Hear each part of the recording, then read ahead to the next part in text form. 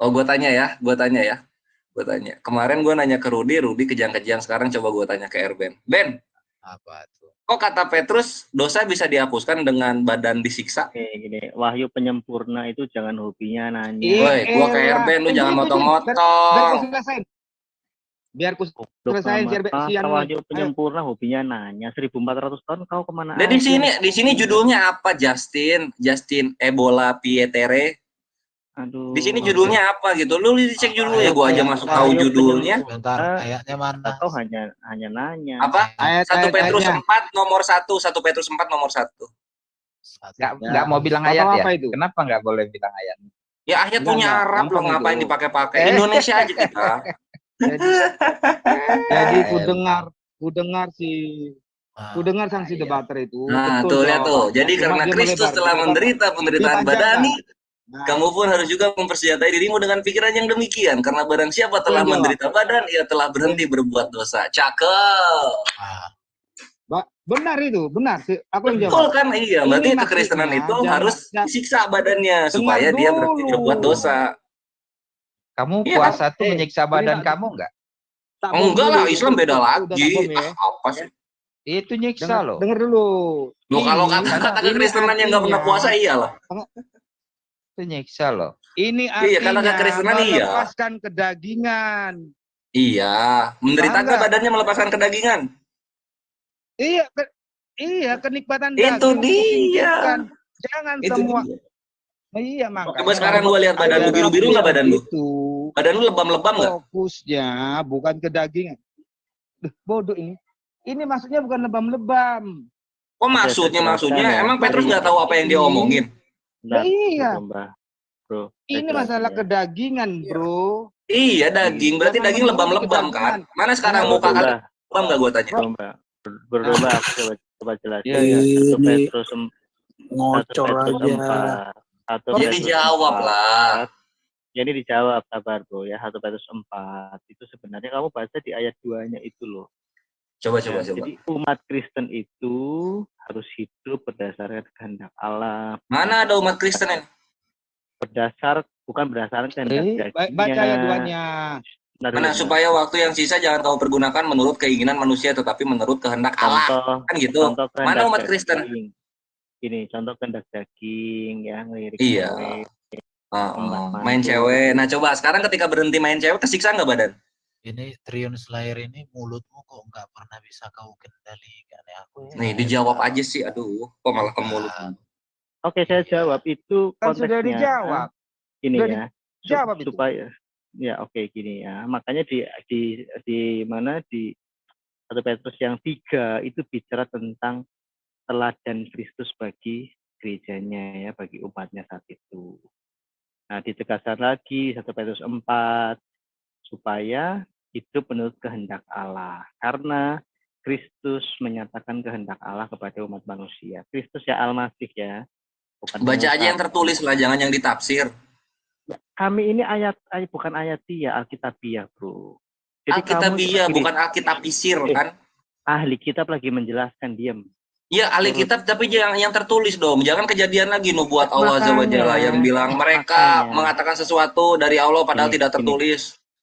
Ya makanya kami tidak ayatiah. Kamu baca konteks jauhnya dulu, minimal 1.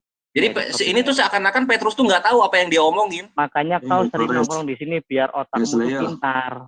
Itu penderitaan badan tuh ya, lu tuh lebam-lebam gitu kan, kaki lu cacat gitu loh. Itu pikiran. Penderitaan badan nih, bukan penderitaan pikiran nih. Baca dulu tuh bagus-bagus. Saya lanjutkan di ayat 3. Itu ada pikiran yang demikian. Mana. Telah cukup tuh lihat tuh. Kemabukan, pesta pora, perjamuan minum-minum, penyembahan berhala. Kalian tuh harus begini supaya berhenti berbuat dosa. Telah hidup dalam rupa-rupa hawa nafsu, keinginan dan seterusnya. Itu buat Jadi Kristen kan? Kembali kepada konteksnya yaitu kehendak Allah. Ya bukan kehendak Allah. Sekarang posisinya begini, kalau kalian belum mabok, belum pesta pora, belum minum dan penyembahan berhala, kalian itu belum bisa dibilang berhenti berbuat dosa. Cara bacamu yang goblok. Lo kok kasih hilang musuhmu. Kekristenan itu mesti mabok-mabok, mesti menyembah berhala, mesti Slayer bisa mendengar. Itu tuduhanmu, Slayer. Mau mabuk. Sebentar Pak Bagus. Jadi gini, supaya saya nggak bisa dibuka mute-nya, supaya kamu belajar mendengar penjelasan, nanti kamu baru tanggapi gitu. Sebenarnya kita nggak suka mute-mute orang di sini, tapi karena kamu ngerocos, mulutmu kayak knalpot bocor, harus dibuat begitu. Jadi kalau kamu dewasa diperlakukan dewasa, tapi kalau kamu kanak-kanak dibuat jadi kayak kanak-kanak. Jadi karena Kristus telah menderita penderitaan badani, kamu pun harus juga mempersenjatai dirimu dengan pikiran yang demikian. Mengerti nggak artinya di sini? Saya sebagai seorang Kristen menyadari Yesus sudah menderita untuk saya. Kalau saya mengalami penderitaan dalam hidup ini, maka saya ingat Yesus pun sudah menderita. Inilah pernyataan yang terbaru yang boleh dikatakan dikutip oleh Luhut Panjaitan. Jangan takut kamu dicaci maki orang. Karena Yesus yang tak berdosa pun dicaci maki orang juga, katanya. Itu penerapannya bagi kami. Jadi mungkin tafsir gua hero kamu pakai menafsir Alkitab jadi keliru kau. Karena barang siapa telah menderita penderitaan badani, ia telah berhenti berbuat dosa. Betul. Karena kalau orang sudah bisa menyalibkan dirinya dengan segala keinginannya, berarti dia berhenti berbuat dosa. Supaya waktu yang sisa, jangan kamu pergunakan menurut keinginan manusia, tetapi menurut kehendak Allah. Gitu ya. Sebab telah cukup banyak waktu kamu pergunakan untuk melakukan kehendak orang-orang yang tidak mengenal Allah. Jadi orang-orang itu melakukan kehendak orang lain. Kamu hidup dalam rupa-rupa hawa nafsu, keinginan, kemabukan, pesta pora. Sebab itu mereka heran bahwa kamu tidak turut mencemplungkan diri bersama-sama dengan mereka di dalam kubangan ketidaksenonohan yang sama, dan mereka memfitnah kamu. Tetapi mereka harus memberi pertanggungjawaban kepada Dia yang telah siap sedia menghakimi orang yang hidup dan yang mati. Di sini harus ada kemampuan membaca. Lihat ya, sebab itu mereka, artinya orang-orang yang dilani Petrus ini, orang-orang Kristen itu, mereka punya latar belakang yang buruk. Mereka hidup, dikatakan kemabukan, pesta pora dan semuanya. Tetapi setelah mereka berjumpa dengan Yesus, mereka tidak ikut lagi. Bahwa kamu tidak turut mencemplungkan diri bersama-sama. Karena mereka tidak hidup lagi seperti mereka hidup yang lama, maka orang-orang melakukan hal-hal, contoh ya, mengatakan kayak ejekan, mereka dipinggirkan, mereka dibenci dan lain sebagainya. Tapi Yesus katakan, Bapak Petrus katakan, Yesus sudah menderita juga. Dia tidak berdosa, tapi diperlakukan dengan tidak adil. Kalian juga, persenjatailah pikiran kalian dengan pikiran seperti Yesus buat itu. Begitu cara kami memahami ayat ini. Tapi kalau kau tafsir di luar hari ini, menurut saya itu hakmu juga. Tetapi kau nikmatilah kesesatanmu. Oke, sekarang buka mute-mu. Sudah dibuka. Kalau kamu bisa bicara. Jadi memang ini, aku namakan. Iya. Jadi memang kalau kita sudah memutuskan diri dari keinginan-keinginan kedagingan, ya, keinginan duniawi, memang kita menderita loh. Menderita. Badan kita menderita. Yang biasanya kita. Gua udah boleh nanggepin. Jadi gini. Jadi menurut Kores, menurut siapa namanya Slayer, apa yang kami terangkan ini menurut Islam gimana? Slayer. Bertentangan dengan Islam apa tidak? Silakan. Iya, bertentangan lah. Kalau dalam Islam itu kita nggak perlu menderita badan gitu, nggak perlu ada penyiksaan badan gitu supaya dosa itu berhenti. Kita tinggal minta ampunan, dosa berhenti gitu. Jadi kita perlu ada pecut ke punggung, maksudnya gini, atau dipatahin kakinya. Lu gua pukul. Di sini di mana ada dipecut punggung? Harusnya ajaran Islam gimana? Itu penderitaan badan soalnya. Di dalam hukum ya. Jawab dulu. Di mana dipecut sini? Ada tulisan dipecut dulu. Itu jangan ini dong, jangan berantakan dong. Rapi. Di dalam hukum Hud itu Islam boleh merajam dirinya sendiri. Benar. Itu hukum Hud. Dalam hukum Hud. Nggak boleh, di kita ada hadits Nabi mengatakan bahwa yang bunuh diri itu masuk neraka jahanam. Enggak lah. Nah, kalau kalian kan enggak di sini menderita penderitaan badani gitu. Jadi kekristenan itu belum dihapus dosanya kalau belum menderita badan. Oleh teman-teman saya. Kamu saja yang tidak mendengarkan. Sebentar ya. Enggak. Jadi gini, yang apa yang dibacakan Erben itu tidak tertulis dalam Biblos. Yang kamu baca tadi Yang tertulis kamu nggak? bacakan juga tidak tertulis itu. Dipecut. Penderitaan badani? Iya. Yang mana dipecut? Menderita badan kayak gimana sih kalau misalnya bukan disiksa? Enggak tertulis tidak dipecut. Di mana disiksa? Tertulis Ya, penderitaan badan gimana caranya badan menderita kalau nggak disiksa? Kan gitu. Sebentar, itu kan logika. Ini logika aja lah, logika aja. Salah gitu, kacau. Jadi nah coba penderita badan kayak gimana sih coba tadi? Saya udah jelaskan ya.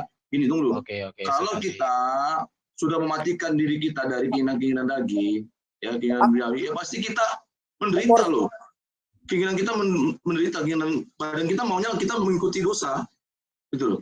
Makan itu dosa, makan itu dosa. Makan itu kayak tadi pesta pora, kemabukan, hawa nafsu, ya pasti kita menderita loh. Yang biasanya kita setiap hari melakukan itu, badan kita melakukan itu, tetapi kita berubah.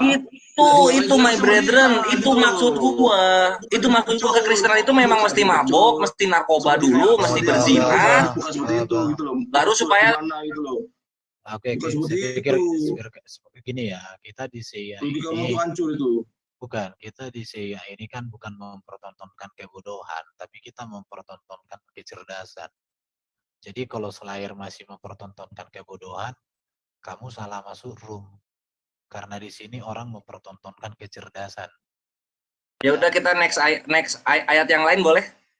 Nggak apa-apa, gini saya ingin menanggapi tentang penderitaan badan ini sebenarnya poin. Udah katanya gue bodoh di dalil itu, ya udah nggak apa-apa, gue terima aja. Gue mengasihi musuh gue kok. Nggak apa-apa. Jadi apa yang dimaksud di situ penderitaan itu kita bisa baca di 1 Petrus 2-nya. 1 Petrus 2 ayat 21 bisa saya coba share ya. Ini bro, bagus ya. 1 Petrus 2 ayat. Dibaca aja, dibaca. Ya, 1 Petrus 2 ayat 21. Nggak apa-apa, dikasih lihat dong. Ya. Sebab untuk itulah kamu dipanggil karena Kristus pun telah menderita untuk kamu dan telah 20-nya bro itu, 20-nya mantap itu. 19. Sebab adalah kasih karunia jika seorang karena sadar akan kehendak Allah, nah kembali kehendak Allah ya, menanggung penderitaan yang tidak harus ia tanggung. Sebab dapat, ini maksudnya Yesus ya, sebab dapatkah disebut pujian jika kamu menderita pukulan karena kamu berbuat dosa? Tetapi jika kamu berbuat baik dan karena itu kamu harus menderita, maka itu adalah kasih karunia pada Allah. Nah, sebab itu kamu dipanggil karena Kristus pun telah menderita untuk kamu dan telah meninggalkan Biar kena lu di situ. Mana ada Kristus ini narkoba? Ada nggak? Mana ada Kristus ini berzina? Ada nggak? Dia menderitanya apa? Disalib kan? Penderitaan badan. Bukan. Selamat datang di kebenaran. Kamu sukanya dor apa? Iya, Kristus itu nggak mabuk, nggak narkoba. Bom kok. Sebentar dulu, jangan. Kena bom kan? Ya sabar, jangan dor. Nanti kamu keluarin jurus dor. Udah ini, coba dong di blok. Kristus pun telah menderita, coba dong di blok. Coba di blok itu, Kristus pun telah menderita. Santai. Nah, gua tanya, ini menderitanya gara-gara narkoba atau gara-gara disiksa badannya? Ya, kau ambil cotton bud, dikorek kupingmu, dengerin saya. Dijawab saya aja. Ya makanya saya mau jawab, saya nggak bisa berdebat bro, dialog aja. Di sini dialog ya. Jadi yang dimaksud menderita itu seperti apa yang Kristus lakukan ya. Dia tidak berbuat dosa dan dia tidak berbuat mesum, zina gitu ya, melirik cewek atau anunya tegang gitu, tidak. Dia tidak berbuat dosa bro. Tetapi dia dicobai, Ibrani 2 ayat 17. Perbaiki. Jadi kalau kamu ini si Alberto kick aja nih, kalau masih rusuh di chat juga rusuh dia. Alberto tuh gue bingung loh agamanya apa, serius. Nah, makanya ini kita ban juga nih di EVC, di ban nanti sini ban. Jadi gini ya. Lanjut, Brethren Justin. Oke ya, jadi gini bro, ini terkait dengan apa yang Kristus lakukan. Kristus itu kan Al-Masih kalau dalam bahasa Arab ya seperti itu. Nah, prinsip dari Al-Masih Juru Selamat itu memberikan teladan di depan. Itu di Ibrani 2 itu jelas sekali. Nah, dia sebagai imam besar juga ya. Jadi penderitaan Yesus itu pada intinya, nah ini jawabannya, adalah ketaatan terhadap setiap ujian. Ujian itu salah satu cara yang digunakan oleh Allah adalah mengizinkan pencobaan itu datang. Makanya tema besar dari Alkitab kami itu adalah ketaatan.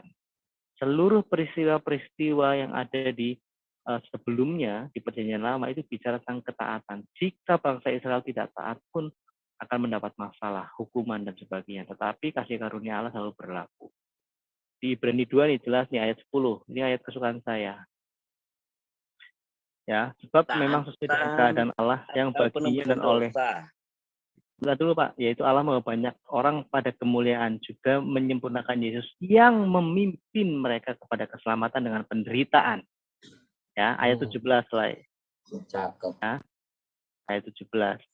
Itulah sebabnya maka dalam segala hal ia harus samakan dengan saudara-saudaranya supaya ia menjadi imam besar yang menaruh belas kasihan dan yang setia kepada Allah untuk mendamaikan seluruh bangsa. Nah ini ayat 18. Sebab oleh karena ia sendiri telah menderita karena pencobaan, maka ia dapat menolong mereka yang dicobai. Jadi Yesus Kristus itu saat ini ya, misalnya saya berdoa, berkeluh kesah kepada dia, pada Bapa melalui Yesus, dia dalam hatiku ya, melalui Roh Kudus mengatakan ya saya tahu apa yang kamu alami, Justin ya gitu ya, atau Erben atau Kores gitu atau Pak Denny. Ya, tahu. Nah di Ibrani 4 jelas imam. Nama gua dong, nama gua kok ada Mamatnya? Dihilangin aja, Kores aja. Oke, nanti siapa itu tadi yang nambahin saya hilangin. Jadi intinya itu bro ya, bukan penderitaan tuh artinya menggores-gores badannya dan sebagainya, tidak. Jadi penderitaan yang Kristus alami adalah saat menghadapi cobaan itu. Saat menghadapi cobaan. Ya nggak apa-apa kalau misalnya mencoba dibelokkan dari penyalibannya Yesus, penderitaan ini ya nggak apa-apa sih. Gue menghargai itu. Nah sekarang kita boleh lanjut ke pasal-pasal berikutnya. Aku framing dong, closing statementmu jangan gitu dong bro. Bukan. Gue menghargai pendapat lu. Bukan perkataanmu tadi tuh. Kita kan nggak akan ketemu. Mungkin gini ya. Siapa membelokkan? Mungkin apa? Kamu tuh suka memframing terus. Framing. Aduh. Terus andalanmu. Usir dulu apamu itu, jin gua hiram itu. Waduh, ini Erben juga kenapa sih? Gua di sini datang dengan kasih loh, nggak ngehujat gua. Kamu nggak datang dengan siapa? Kenapa ke jin gua hero gitu? Nanti gua kalau bawa melayang-layang ngambek lagi nanti kan. Kalau mau menutup topik di Slayer. Sudah. Tunjukkan dong ayat kasih itu gimana? Ayat kasih apa? Kasih itu ayatnya mana? Dalam kitabmu mana? Ayat Quran kasih mana? Dalam Al-Quran gampang itu, tinggal di Google nanti keluar nih. Mana? Ya? Coba tunjukkan. Iya mana? Ayat berkasih sayang. Coba tunjukkan di mana. Nah, nanti di sini juga ada kasih Islam. Salah. Kasih Islam. Nanti keluar dia. Nah, ini kitabmu ada kasih. Domba kecil dari dulu. Ini Ali Imran ayat 159. Domba kecil. Al-Balad ayat 17. Al-Balad ayat 17, boleh dibukain Al-Balad ayat 17? Ya kau lah screen. Jangan gua lagi live, nanti hitam layarnya. Share screen aja dong. Nanti hitam layar gua hitam ntar. Ayat kasih kita udah hafal ya, udah banyak banget, dia harus cari dulu. Enggak, ini gue udah banyak. Al-Balad ayat 17, At-Taubah ayat 111, Luqman ayat 15. Ini gue Al-Balad gue bacain ya. Dan dia termasuk orang-orang yang beriman dan saling berpesan untuk bersabar dan saling berpesan untuk berkasih sayang. Gitu. Terus ini ada lagi. Ya, kan sesama yang seiman. Seiman itu apa seimannya? Sesama orang-orang yang beriman. Iya. Nah, terus ini. Enggak, ini Ali Imran ayat 5159 dibaca dulu. Karena itu maafkanlah mereka dan mohonkanlah ampunan untuk mereka dan bermusyawarahlah dengan mereka dalam urusan itu. Urusan itu apa itu? Enggak ada kasih. Urusan itu bisa apa aja lah, bebas. Ngeles ya. Aduh. Dor ngeles. Dor. Apa mau lagi yang lain? Udah kau tanya lah. Enggak mau. Bom lagi dah. Udah ayat mana lagi mau kau tanya? Oh ini, kalau gua nanya lagi, ini deh, kalian penginjilan itu supaya apa sih?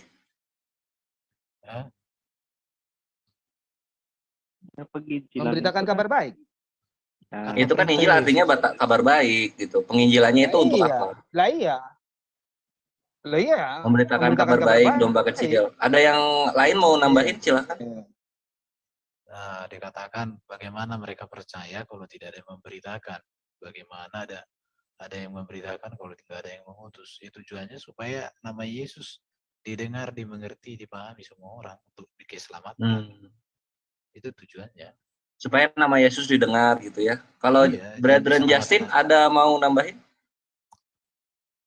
Penginjilan itu agar kamu tahu Allah sudah ada jalan keluar dari dosanya Adam. Oh, Allah sudah ada jalan keluar dari dosanya Adam gitu ya. Baru dapat solusinya ya berarti ya. Bukan baru dapat, sudah dijanjikan dari zaman Adam. Sudah dijanjikan. Tetapi digenapi pada zaman Kristus, telah genap waktunya. Jadi ada timeline. Ini ya. Artinya memberitakan janji Allah ya mengenai keselamatan ya. Ya, semua lah menggenapi. Oh ya, oke lah, dekat-dekat lah ini ya, sebagai sepakat lah kalian ya. Dengan kata yang berbeda-beda tapi tetap sepakat. Cuman yang gua lihat kalau kata Saulus sih, penginjilan itu supaya ditolaknya nggak sendirian. Saulus mana ya? Pasti gagal lagi. Pasti ayatnya gagal baca. Satu ini gua kasih. 1 Korintus 9 nomor 27. 1 Korintus 9 nomor 27. Menarik juga yang dibilang sama Saulus itu ya. Paling akhir. Itu Saulus atau Paulus. Baca ini 27. Ayat 28 dulu. 27. Nah itu tuh. Tunggu dulu ayat 28 dulu. Ayat 26. Sebab itu aku tidak berlari tanpa tujuan, dan aku bukan bertinju yang sembarangan saja memukul, tetapi aku melatih tubuhku dan menguasainya seluruhnya, supaya sesudah memberitakan Injil kepada orang lain, jangan aku sendiri tolak. Apa sini soalnya? Ini ya memang lah. Karena gini, tunggu dulu. Karena memberitakan Injil itu, jangan ketawa kau. Nah, gue sambil limit ketawa. Nanti aku ketawain kitabmu, nanti kau nangis. Itu loh. Kebiasaan. Jadi ini, pemberitaan Injil, memberitakan Injil itu tentu tidak sembarangan gitu loh. Karena apa? Orang yang memberitakan ini dia harus hidupi Injil itu, gitu loh. Pak Bagus, supaya apa? Supaya jangan dia ditolak. Dibaca mulai ayat 24 Pak Bagus, supaya lebih cantik lagi. Iya, lebih cantik lagi. Tidak tahukah kamu bahwa dalam gelanggang pertandingan semua peserta turut berlari, tetapi bahwa hanya satu orang saja yang mendapat hadiah. Karena itu larilah begitu rupa sehingga kamu memperolehnya. Tiap-tiap orang yang turut mengambil bagian dalam pertandingan menguasai dirinya dalam segala hal, ya, menguasai dirinya dalam segala hal. Mereka berbuat demikian untuk memperoleh satu mahkota yang fana.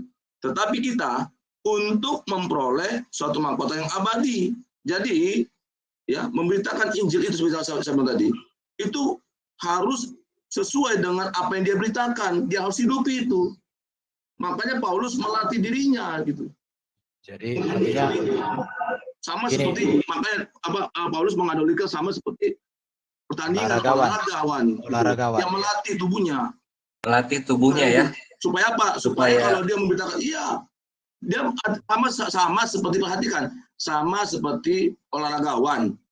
Ya, seorang olahragawan tidak mungkin dia memperoleh hadiah menang kalau dia tidak latihan dulu. Gitu. Mempersiapkan itu.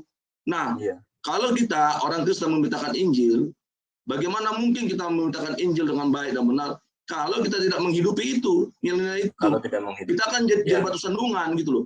Makanya Rasulullah katakan ya di ayat 27, tetapi aku melatih tubuhku dan menguasainya seluruhnya, supaya sesudah aku memberitakan Injil kepada orang lain, jangan aku sendiri tolak. Jangan nanti kau aja, ya kan, kau aja enggak menghidupi nilai Injil itu. Mulutmu itu. Itu loh. Kok ketawa? Ada lagi yang mau menjelaskan. Nanti aku tawa kitab sucimu, kau nangis gitu loh. Sebentar, izinkan saya menjawab. Kamu kayak ayam kalkun loh, kayak ayam kalkun. Sudah. Emang asik ini ya Bang. Iblis di gua itu. Bang Erben ya. Iya. Yang di sini kan kita kan penuh kasih, bersahabat gitu loh. Jadi emang menarik, Saya minta izin ayam kalkun. Bentar Pak Randi ya. Pak Randi diam dulu Pak Randi. Jangan terpancing gitulah. Enggak, yang Kores permasalahkan apa dari ini. Enggak ada masalah. Gue dapat hikmah baru. Gue dapat hikmah baru bahwa memang penginjilan itu dilakukan supaya yang ditolaknya itu nggak sendirian gitu loh. Itu yang gue dapat. Di ayat, oh, bagus juga ya. Ada yang ditolak itu sendirian. Kau meneliti itu kau. Nggak ada di situ. Itu di satu kok gitu. Di mana dia itu tadi ada. Enggak, di ayat ini apa menurutmu? Ini ayat ini apa? Saya minta izin menjelaskan. Bro. Sebentar ya, dulu. Ya, makanya sendiri ditolak itu. Sebentar. Makanya saya pernah membahas ini dengan Pak Dhani, teman-teman di CIA juga. Saya tahu cara berpikir mereka. Makanya saya pengen tahu yang Kores permasalahkan apa. Karena nggak ada masalah, gue nggak ada masalah. Gue cuma baru tahu gitu. Gue baru tahu pemberitaan Injil itu supaya nggak ditolak sendirian. Gimana, dari ayat mana kamu mendapatkan? Itu yang 27. Supaya sesudah memberitakan Injil kepada orang lain, jangan aku sendiri ditolak gitu loh. Bukan, ini bicara tentang menanggalkan hak. Kamu baca di pasal sebelumnya. 1 Korintus 8 ayat 13. 13. Coba. Ya, makanya kita bedah pelan-pelan. Ini ahli kitab sedang membimbing, jadi teman-teman bisa boleh. Ahli kitab terjemahan. Nggak apa-apa, ya daripada dalam kurung. Oke? Karena dalam kurung ada di bahasa Yunani. Ya, apalah ya. Karena itu, apabila makanan menjadi batu sandungan bagi saudaraku, aku untuk selama-lamanya tidak akan mau makan daging lagi supaya aku jangan menjadi batu sandungan bagi saudaraku. Nah, ini jadi ini ya, kata-kata yang bisa kamu catat ini ya. Jadi Paulus berpendapat, ini saya megang buku tafsir dari teman-teman Katolik ya. Paulus berpendapat bahwa jemaat Kristen harus mempertimbangkan tidak hanya kebebasan mereka untuk menggunakan hak mereka sendiri, tetapi nah ini juga kemungkinan untuk secara bebas menanggalkan ketika hak tersebut berdampak negatif bagi orang lain di dalam jemaat. Nah, di bab 9 ya, di 1 Korintus 9 ini, Paulus itu menjelaskan, mencontohkan dirinya. Dia menanggalkan hak, seharusnya dia mungkin bisa mendapatkan uang, ya, mendapatkan sokongan dana, tetapi dia memilih bekerja dan seterusnya. Dan itu ternyata tidak mudah, dia harus melatih itu. Dan kamu harus catat juga, bro, jemaat Korintus ini bukan kaleng-kaleng, bro. Jadi peradaban sangat maju saat itu, dan mereka maju, juga sangat maju, beda dengan di Jazirah Arab, masih primitif. Beda dengan Jazirah Arab ya? Ya, meskipun di Jazirah banyak orang Kristen, termasuk banyak Kristennya, cuma nggak semaju Korintus ya? Oh pasti, pasti. Nah, jadi intinya ini bicara tentang bagaimana Paulus sebagai bagian dari jemaat, dia tidak mau dianggap pemimpin juga, menanggalkan hak jika itu memang berdampak positif bagi jemaat. Itu bro jawabannya. Kan tapi ada ujungnya tuh. Paulus itu melakukan semua itu tuh supaya apa gitu loh. Ya makanya jangan ayat ya. Itu yang paling bawah itu loh. Gini, Alkitab kami itu ada 36.000 ayat dan tidak ada yang hilang dimakan kambing. Iya. Beda. Nah, ini kan bagian yang tidak dimakan kambing nih. Ini tidak dimakan kambing kan nih? Coba saya dikit ya. Ini intinya begini aja. Lu menyuruh orang lu melarang orang merokok, tapi lu merokok sendiri gitu. Lu nggak tahan terhadap nafsu rokok. Ya artinya apa yang lu sampaikan itu nggak sesuai dengan apa yang lu yang kamu lakukan gitu. Kamu ngomong ke orang, tapi kamu sendiri nggak melakukannya. Itu intinya. Kalau di Islam sih, kalau misalnya bikin dosa ya jangan bawa-bawa orang gitu. Jadi kalau ditolak ya tolak sendirian aja, nggak usah bawa-bawa teman. Begini loh bro, nggak ada hubungannya dengan omongan begitu. Bentar. Sedikit boleh nggak? Sebentar dulu. Ini di sini butuh ketelitian membaca. Iya, sip. Nah, dari kalimat ini pun, tetapi aku melatih tubuhku dan menguasainya seluruhnya. Apa yang dikuasai Paulus? Menguasai emosi, bela diri, amarah, bukan karakter di sini. Ya, karena Paulus itu wala tentang karakter. Masih ya melatih tubuhnya untuk bertarung. Sip ya. Apa? Gue terima. Melatih tubuhnya, melatih nafsunya gitu ya mungkin ya. Iya, menguasai seluruhnya. Apa? Kenapa? Supaya sesudah memberitakan Injil kepada orang lain, jangan aku sendiri ditolak.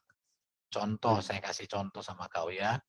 Saya ketika berbicara Injil sama orang Jawa, saya harus lebih lembut. Kalau saya pakai cara Medan, maka saya pasti diusir. Saya harus pakai cara Jawa. Mengerti kan? Jadi itu dilatih. Melatih diri hal yang baik. Supaya diri kita jangan menjadi batu sandungan, tapi jadi berkat. Oh bukan jangan, supaya jangan ditolak sendirian gitu ya di hadapan Tuhan. Makanya membaca satu kalimat ini aja kamu. Ini kan ada koma ini. Ya nggak apa-apa. Gua menghargai pemahamannya Brother RB. Ini koma, ini titik. Jadi kalau kamu tidak bisa memahami kalimat sependek ini, ya nanti kamu sakit hati kalau aku bilang cara belajar mungkin kita berbeda pemahaman. Iblis. Bukan berbeda pemahaman, kamu memahami kebenaran dari kesesatan. Dari kesesatan ya. Ditolak itu, jangan aku sendiri ditolak itu berarti gimana maksudnya? Gue sesat berarti, gitu atau gimana? Berarti, sebentar, korek, ini. Berarti jangan dia sendiri yang ditolak. Ngerti nggak? Lu bisa baca nggak? Iya, ngerti. Jadi ditolaknya supaya nggak sendirian kan? Sendiri yang ditolak. Wah, ini kacau lagi kalian dua ini. Aku teman-temannya ya. Aduh. Oh, sorry. Aku heran lihat kalian. Kamu sampai berapa itu, korek? Ini Edwin marah ke siapa sih? Kau. Itu mikir itu kekristenan loh, Ben. Iya, bentar. Kamu apa? Tetapi aku melatih tubuhku dan menguasainya seluruhnya, supaya sesudah aku memberitakan Injil kepada orang lain, jangan aku sendiri ditolak. Betul itu. Baca yang benar. Jangan aku sendiri ditolak. Baca yang benar. Kau kurang baca. Mantap kan itu kan? Jangan aku sendiri ditolak. Aku sendiri yang ditolak. Bukan. Kalau bagus ditolaknya rame-rame kan? Bukan gitu. Ini jangan gitu ya udah. Aduh. Kenapa gimana? Jangan aku sendirian. Bukan. Oh, jangan aku sendiri. Itu beda lagi ya. Oh iya. Teman-teman. Siap. Aduh, Mbak. Itu aja nggak tahu. Teman-teman, bentar gini. Teman-teman, itu konteksnya satu Rasul Paulus itu sedang di penjara di Roma menuliskan surat karena jemaat Korintus saat itu pun mulai ada semacam pemberontakan, bahkan ada yang menjelek-jelekan Paulus gitu ya. Jadi gini, ini saya senang ya si Kores ini nanya meskipun dia senyum karena dia tidak menemukan hal seperti ini di Qur'annya. Jadi tertawanya Kores ini sebenarnya ya saya kasihan karena dia tidak, sebenarnya sesi ini dia manfaatkan untuk menjalankan Quran. Kembali ke masalah tadi, Paulus sudah tahu ada jemaat-jemaat yang memanfaatkan momentum untuk mencari keuntungan dan sebagainya. Dan saat itu gereja sedang bertumbuh, banyak sekali permasalahan di tengah-tengah jemaat seluruhnya. Tetapi justru itu proses, ya. Ternyata kekristenan mampu melalui itu. Nah, Paulus tidak henti-hentinya menuliskan nasihat-nasihatnya kepada jemaat salah satunya di Korintus ini. Nah, jangan sampai dia udah ngasih tahu kayak gini pun tetap saja mereka nggak bertobat, Paulus ditolak. Maksud dari ayat itu seperti itu, bukan terus. Karena sebenarnya itu menyindir karena jadi merekanya diterima tapi nanti Paulusnya ditolak gitu atau bahkan difitnah kok. Kalau kamu baca di Korintus 1 Korintus 1 dan 1 Korintus 2 2 Korintus itu Paulus sampai menulis 2 kali. Karena apa? Ada yang menjelek-jelekan Paulus saat itu dan itu terjadi dan itu normal diberitakan supaya jemaat modern di abad modern ini bisa mencontoh itu. Jadi itu kalau kamu membaca surat Paulus, bro, kamu akan menemukan satu keindahan di situ ya. Seperti apa kekristenan berproses. Berarti indah ya, yang ayat yang jangan aku sendiri ditolak itu termasuk bagian yang indah ya? Ya, makanya jangan jadi ayat dia, kalau enggak kamu tersesat. Berarti kita mesti harus ditafsir ya, harus ditafsir. Enggak, bukan ya. Kalau tafsir menafsir, kami cukup dengan Alkitab. Kami nggak pakai jurus kue lapis, harus butuh. Tadi pakai Katolik.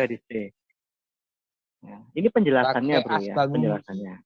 Oh, jadi gini, pakai penjelasan supaya paham ya apa yang dimaksud itu ya. Iya. Ya, makanya tadi saya selalu siap. bentar Bro Domba, bentar. Makanya tadi kami menjelaskan selalu kami tarik konteks jauhnya atau konteks dekatnya. Konteks besarnya supaya bisa disimpulkan sendiri. Bukan, gini. Konteks dekat itu satu pasal, Bro. Konteks jauhnya kamu mau mundur pada ini jangan ketawa dong. Kita lagi. Kalau kami tanya Quran kalian nanti kejang-kejang. Tapi ini nggak apa-apa. Nggak apa-apa ditanya aja. Oh, enggak. Tak jamin kejang-kejang. Melata. Kores ini yang paling mengasihi musuh. Ini ya Bro ya, Paulus. Yang mute Justin Peter ya, bukan gua bukan co-host Domba Kecil. Oh, saya nggak mute. Jadi saya buka orang saya sambil angkat-angkat saya jauh dari ini. Pertanyaan pertama, betulkah burung itu hewan melata selayar? Bukan. Nah, berarti kenapa kamu benar, kita yang salah. Bagus. Terima kasih. Terjemahan nggak yang salah?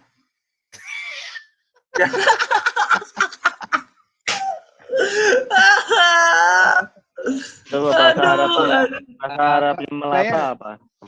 Kalau yang di langit melata itu apa, Slayer?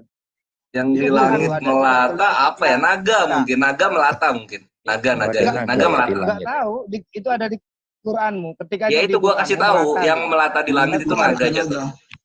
Ini gua boleh bertanya lagi atau sekarang Islam ditanya nih? Masuk, Pak Eko. Udah dong. Tanya dulu Slayer dong tentang Islam. Tanya lagi ya, boleh ya. Tadi kan udah menarik ya. Ada yang tadi penderitaan badani, jangan sendirian ditolak. Nanya dong. Kita nanya lagi berikutnya. Aku akan nanya lagi berikutnya. Kamila yang nanya gitu loh. Oh, tadi gimana terserah. Kalau gue nanya lagi boleh, mau ditanya juga boleh gue. Nanya dong, Allah bisa dilihat nggak? Allah bisa dilihat nanti ketika di surga. Ada ayatnya. Iya. Ketika kau akan melihat Tuhanmu di surga nanti, ada itu di hadis-hadisnya. Mana? Coba cari. Quran itu makhluk atau bukan?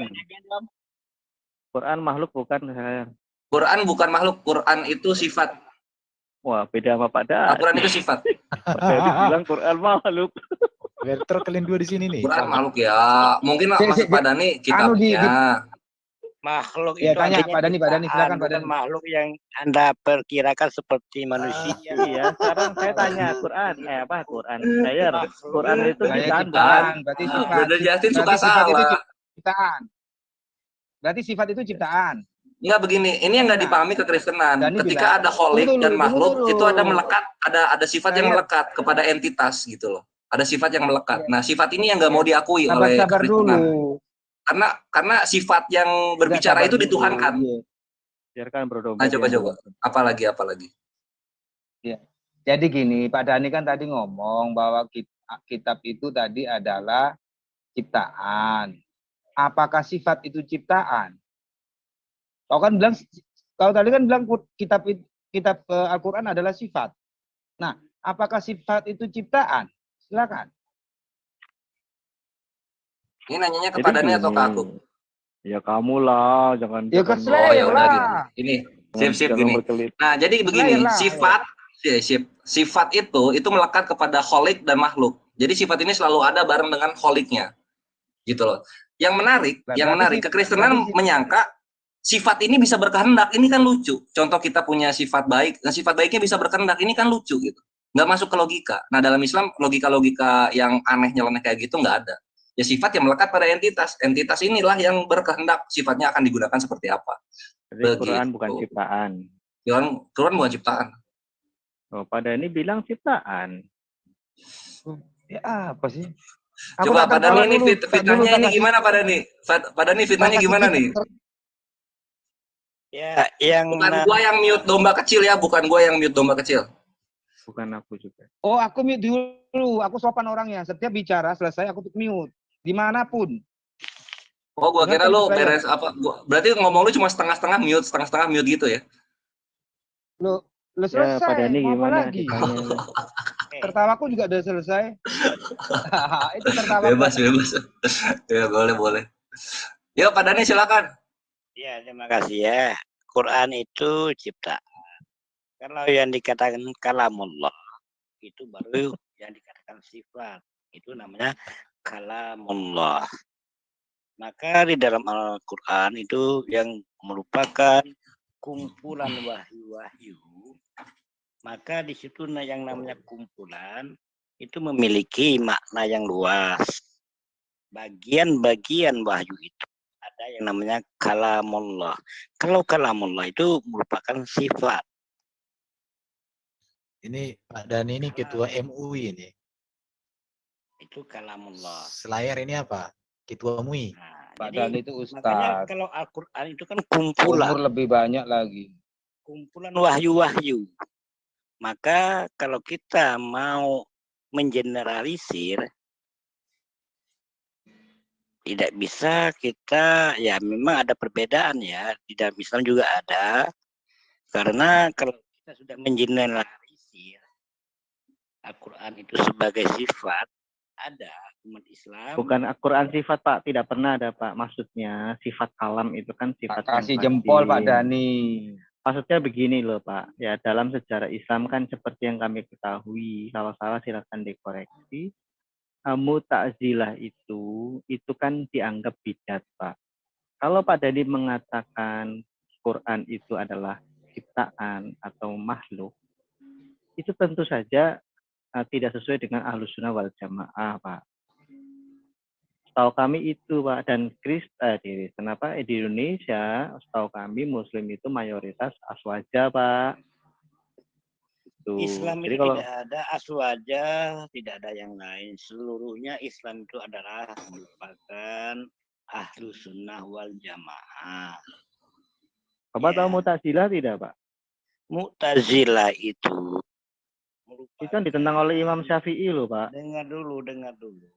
Mu'tazilah itu maknanya dia adalah ahli kalam ataupun ahli pemikir. Maka dia merupakan salah satu filsafat ataupun filosof Islam yang ininya. Oke, tahu Pak, kami tahu yang jadi masalah ya meskipun ditentang, tapi kan Imam Asy'ari, Imam Abu Hasan Al-Asy'ari, Imam Maturidi juga menentang Mu'tazilah. Iya, ini Brother Justin yang recent tolong di ini dong, turunin dong. Jadi begini. Begini ya Quran Bang itu mah. Jadi di dalam Islam itu ada istilah ikhtilaful ummah rahmat. Disitulah letaknya perbedaan pandangan, perbedaan pemikiran. Di dalam Islam itu supaya umat Islam bisa lebih maju. Jadi dengan perbedaan, dengan konflik yang terjadi di dalam pemikiran umat Islam, ini pemikiran ya, bukan tuntunan. Pak, itu dogmatika utama Pak. Kalau Anda masih berbeda, itu repot menurut saya Pak. Hal-hal yang sangat mendasar Pak. Perbedaan itu makanya di dalam Islam mengatakan ikhtilaf, perbedaan itu. Pak, Bapak tahu tidak poin yang disampaikan Abu Hasan Al-Asy'ari Pak? Ketika mengatakan Quran itu ciptaan, masalahnya kecuali ya oke lah, kalau nggak peduli Bapak dengarkan substansinya. Substansi yang ingin saya sampaikan. Imam Abu Hasan Al-Asy'ari mengatakan, bagaimana mungkin mengatakan kalau Quran itu ciptaan, sedangkan di dalam Quran itu ada kata kun. Masa ciptaan menciptakan? Nah, itu Pak. Tadi kan sudah saya bilangkan. Coba dengarkan Bang Edo baik-baik. Al-Quran itu kumpulan. Tadi coba dicerna baik-baik. Al-Quran itu merupakan kumpulan wahyu-wahyu Allah. Maka salah satu yang mensifati adalah kalamullah. Kalamullah itu sifat. Karena dia dalam Al-Quran bukan cuma kalamullah. Coba Anda pahami dulu. Mensifati bagaimana? Kita lagi bicara Quran yang berisi kalimat-kalimat di dalamnya, Pak. Itu perkataan dari Allah, bukan, Pak? Kalimat-kalimat baru itu akan terpisah, akan terbagi-bagi lagi. Di dalam Al-Quran itu ada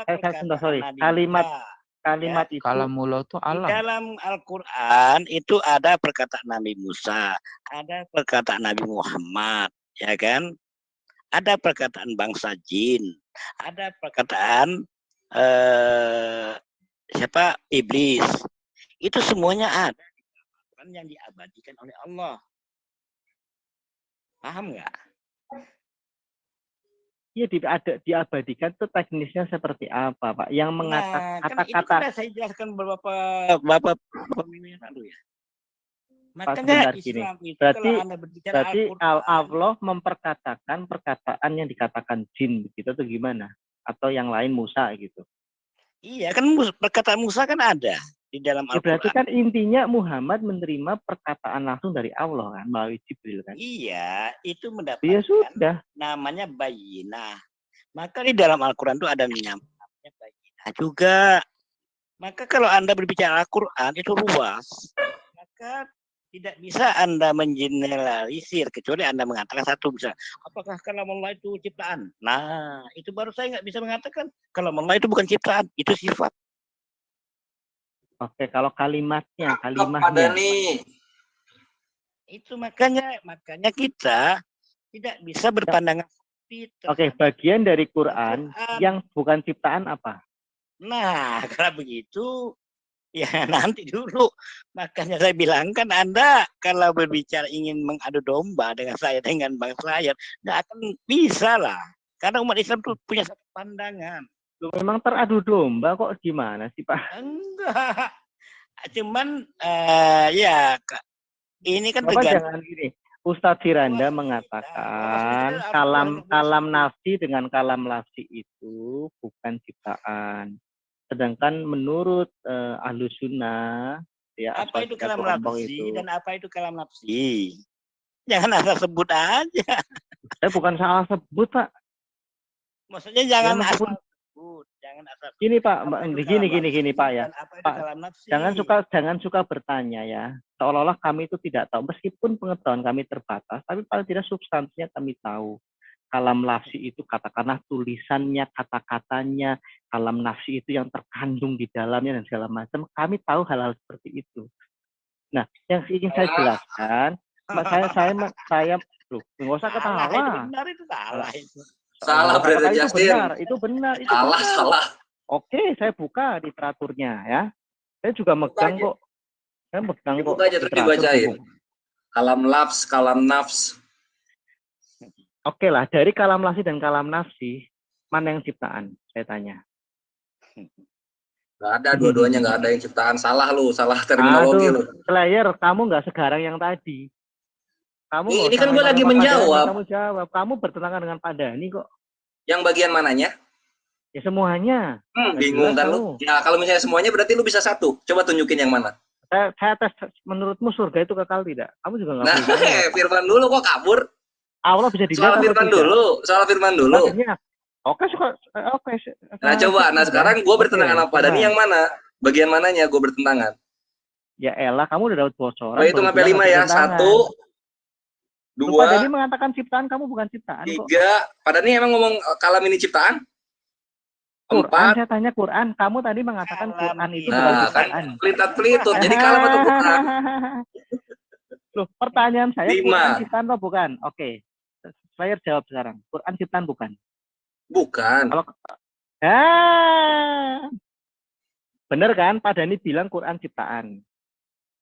Mampus dong. Ini kan balik lagi ke yang awal. Pak Dhani kan udah bilang Quran itu sifat. Gue juga bilang Quran itu sifat. Kamu, ya elah, intinya kamu berbeda.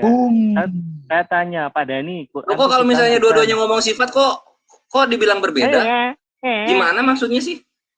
Nggak usah, pokoknya saya nanya Quran itu ciptaan bukan. Kamu jawab bukan. Pak Dhani mengatakan ciptaan. Kan Pak Dhani ngomong ciptaan. Nah kalau gitu kan baru berbeda. Silakan Pak Dhani, ini kita ngulang lagi nih. Panjang lagi. Udah Pak Dhani, kamu jelasin coba. Saya katakan Al-Quran itu wahyu secara menyeluruh. Di dalam wahyu secara menyeluruh itu ada yang namanya kalamullah. Bilang timbul tenggelam Pak Dhani suaranya. Sifat. Hah? Tuh kedengeran nggak lu? Sifat tuh kedengeran nggak, Brother Justin? Selamat datang di kebenaran. Islam itu konsep ketuhanan udah kelar, my bre, udah kelar. Kita nggak ada Arianisme Athanasius lah, yang Yesus Tuhan bukan Tuhan. Tunggu dulu, nggak usah panjang-panjang. Sekarang sifat itu ciptaan ya udah nggak mau ke Yesus ya. Ya sifatnya bukan lah, sifat ini melekat kepada entitasnya, melekat kepada kholiknya. Takiam. Udah? Apa? Sifat ciptaan apa bukan? Gitu aja. Bukan sifat ya, bukan ciptaan. Oke. Oke, sekarang aku boleh tanya, Dok? Bentar, Dok. Ya, silakan. Aku mau dengan Slayer dan Pak Dhani. Apa persamaan penciptaannya Adam dengan Isa? Silakan.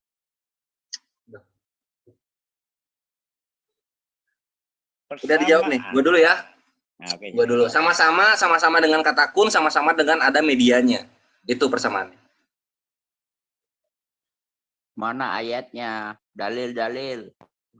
Ya itulah, sesungguhnya penciptaan Nabi Isa sama seperti penciptaan Nabi Adam. Kan gitu. Nah, sekarang medianya apa nih? Nabi Adam pakai tangan liat, Nabi Isa itu pakai rahim. Pakai rahim. Tanpa rahim nggak bisa jadi itu Nabi Isa gitu. Halo, tes. Nah, sesuatu yang membutuhkan sesuatu bukan Tuhan bagi kami. Jadi jawabannya beda lagi ya dengan videoku itu ya. Yang pertama mengatakan samanya ditiup. Sama ditiup. Jadi penciptaan Adam itu sama Isa sama-sama ditiup. Terus sekarang gue ngomongnya apa? Berbeda. Medianya juga berbeda. Apa mau kuceritakan kisah tentang Adam? Coba diceritakan coba. Apa Kores yang ceritakan? Kau ceritakan lah. Kau tahu apa enggak? Aku juga sanksi sama pemahamanmu dengan Islam. Silakan. Ya anggaplah gua nggak tahu lah. Coba anggap gua nggak tahu lah. Coba ceritakan coba. Nah, memang kau nggak tahu. Jadi Allah memerintahkan malaikat. Coba injili gua dengan Al-Qur'an, silakan. Ya dia diam. Iya, kau diam. Bukan Al-Qur'an, ini kisahnya. Ya, Ustadz Muzuma aja blunder, retakia kanan kiri. Jadi malaikat Mikael pertama kali disuruh ke bumi mengambil tanah. Tetapi sama bumi larang. Pulang dia ke Tuhannya. Bos, gak dikasih sama bumi. Diperintahkanlah malaikat Jibril. Malaikat Jibril itu ya. Ditolak lagi juga sama bumi. Akhirnya malaikat Israel, penyabut nyawa. Kenapa malaikat Israel itu dikatakan penyabut nyawa? Karena alasan ini. Dia datang ke bumi mengambil dengan paksa segala tanah yang ada di bumi. Dan omongannya bumi dibantah sama dia. Makanya dia dikatakan sebagai malaikat maut atau malaikat penyebut nyawa. Itulah kisah kenapa malaikat Jibril dikatakan sebagai penyebut nyawa. Setelah itu, telah kumpulkan dalam proses penciptaannya, tanah itu selama 40 kali 3. Jadi 120 tahun. Sekali proses itu 40 tahun. Ada 3 proses. Nah, setelah proses itu terjadi, iblis datang ke tanah yang dibentuk ini. Dan dilihat sama iblis bahwa manusia yang mau diciptakan ini ada rongganya. Maka dia memukul atau menyentuh bagian perut. Itulah terjadi prosesnya pusar. Ya. Lalu setelah itu Allah turun, Allah meniupkan ruh. Ruhnya tidak langsung masuk, tapi menolak. Dia mutar-mutar. Akhirnya diperintahkan masuk. Akhirnya dia masuk. Setelah dia masuk ke tubuhnya Adam, ke tanah yang diciptakan Adam ini, Adam melihat ada sinar yang bertuliskan Muhammad bersanding dengan nama Allah. Kenapa itu ada di situ? Karena itulah Nabi Adam meminta ampun sama Tuhan dengan menyebut nama Muhammad.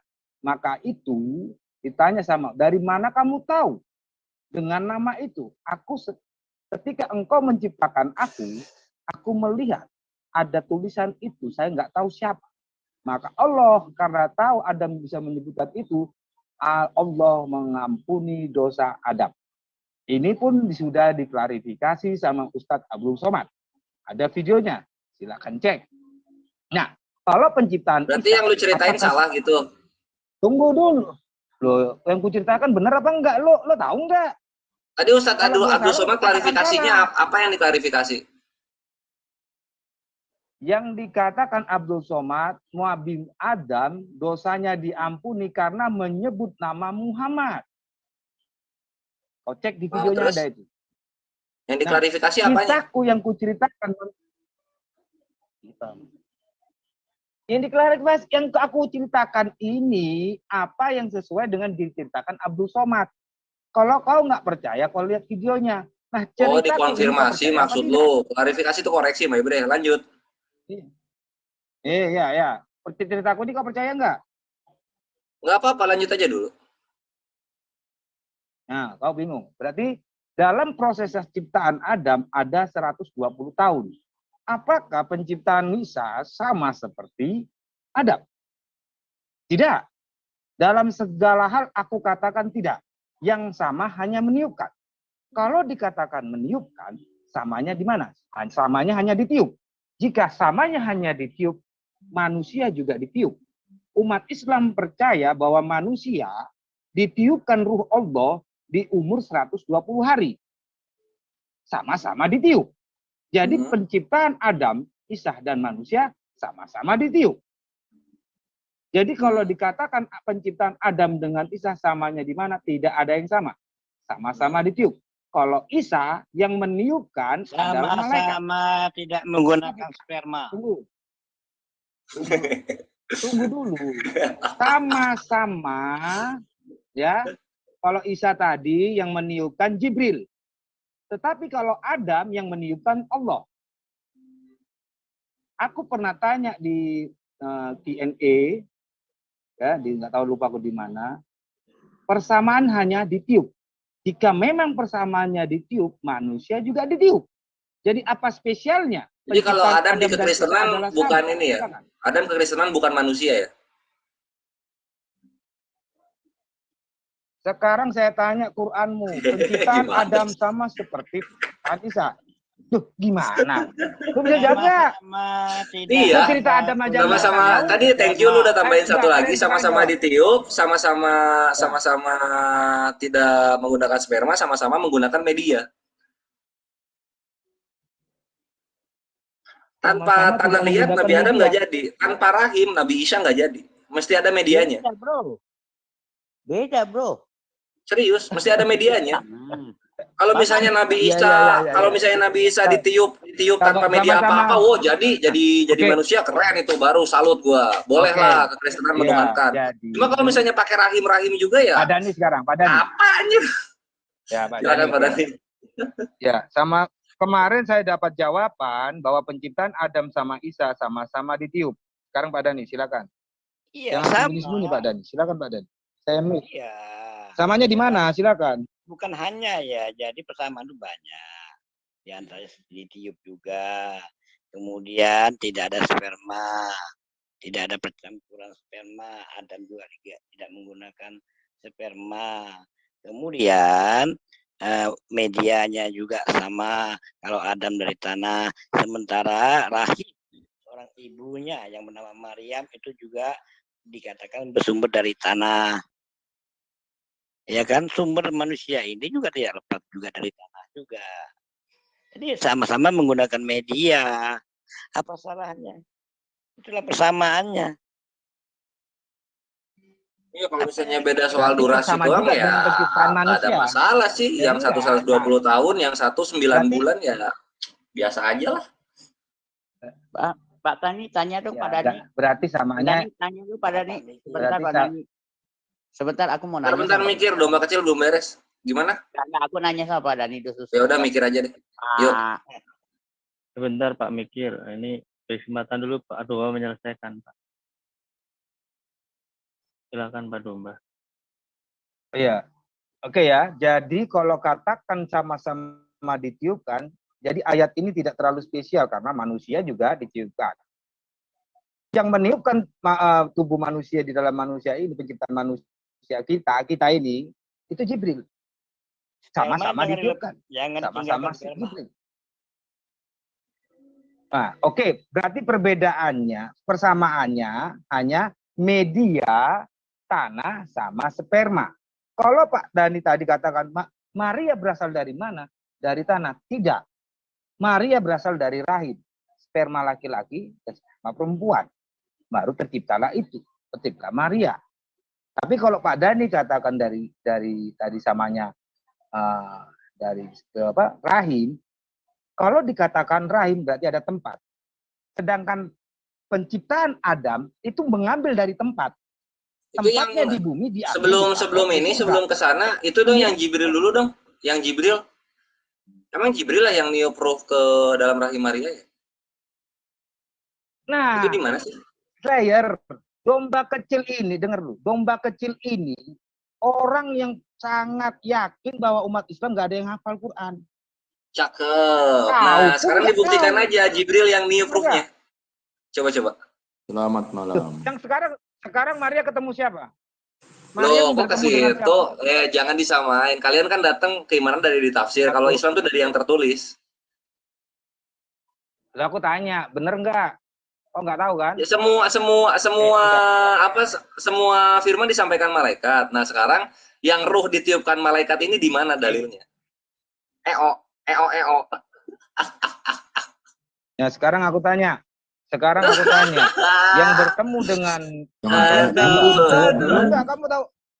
Aduh. Tunggu. Waalaikumsalam warahmatullahi wabarakatuh, Pak Abdul Amir dan Akhi Julius. Assalamualaikum. Waalaikumsalam warahmatullahi wabarakatuh. Iya, lu nanya, iya Jibril yang ketemu Maria, Jibril. Nah, terus yang meniupkan siapa menurutmu? Yang meniupkan kalau secara surahnya di Al-Anbiya ayat 91 ini kami ini merujuk kepada Allah. Dan Maryam yang telah memelihara kehormatannya lalu kami tiupkan ke dalam ruh dari kami dan kami jadikan dia dan anaknya tanda kekuasaan Allah yang besar bagi semesta alam. Selamat datang di kebenaran. Berarti semua itu adalah kekuasaan ya. Domba kecil ngecek datanya lagi. Oh, masa sih nggak ada kata Jibril sih? Masa sih? Gitu. Allah bisa turun ke bumi ya. Apa? Allah bisa turun ke bumi ya. Allah bisa turun ke bumi enggak sih?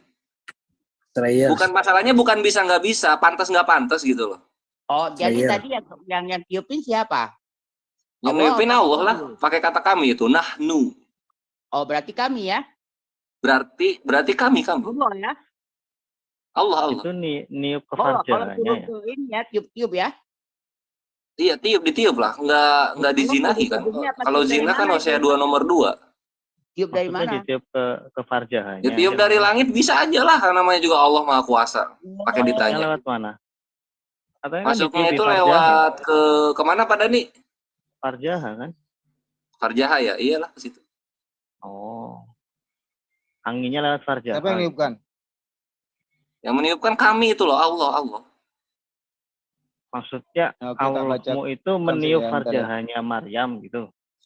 Iya.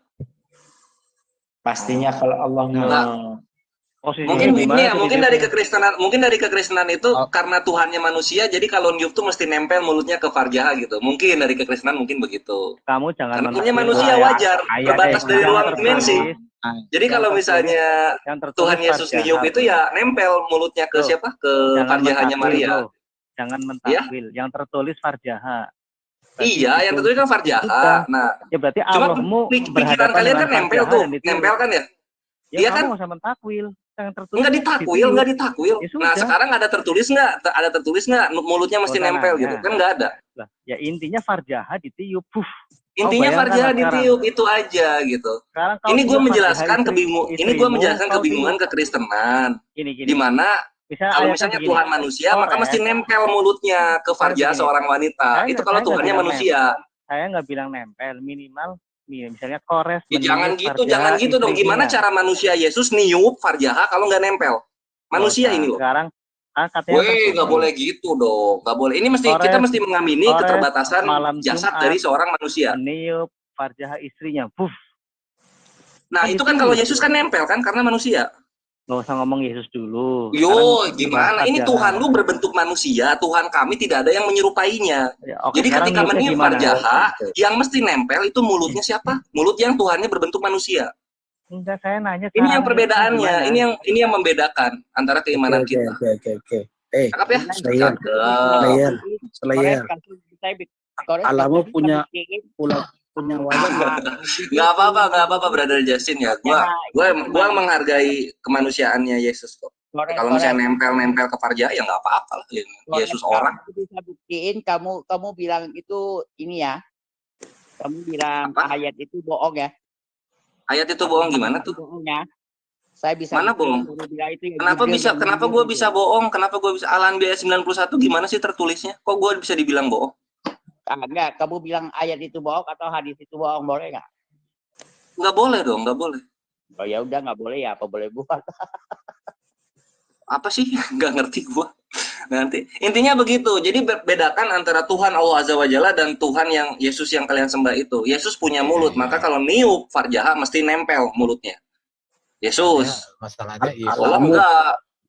Alamu punya wajah. Ini kalian mesti terima kenyataan Yesus itu berbentuk manusia. Iya, Yesus terima kenyataan. Bentar ya.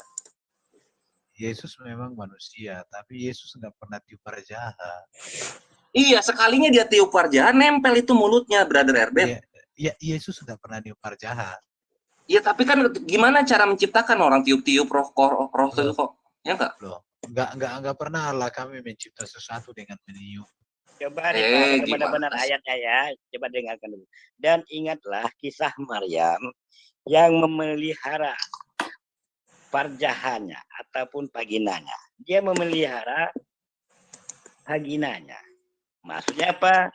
Dia tidak ada laki-laki lain yang berhubungan dengan dia. Itu lalu kami tiupkan bunyinya seperti itu pada dari kami ke dalam tubuhnya. Nah, selamat datang di kebenaran. Dar. Inilah kenapa kalian itu mesti bisa berbahasa Ibrani, gitu loh. Kami jadikan dia dan anaknya sebagai tanda kebesaran Allah bagi seluruh alam. Jadi farjaha itu pemeliharaan kehormatannya, bukan ditiupkannya, gitu Pak Dani ya? Iya. Masya Allah. Khair, beautiful. Roh itu ditiupkan ke dalam tubuhnya, maka di sini mengarah kepada rahimnya. Lewat mana? Gini. Tapi tetap Yesus itu niup farjaha mesti nempel mulutnya. Bang Erben, saya boleh layani 5 menit nggak ini orang-orang nih? Tapi ingat ya, halus. Siap. Gini loh, siapa tadi namanya ini? Slayer nih. Saya mau tanya dulu Slayer, menurutmu firman Allah itu turun ke dunia hanya pernah lewat rahimnya Maria enggak? Turun ke dunia lewat Jibril.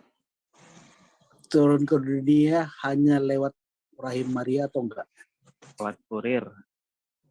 Iya, Berarti betul, kan pernah ada kurirnya, Jibril alaihissalam. Oh, itu kan dalam versi kamu, ya kan?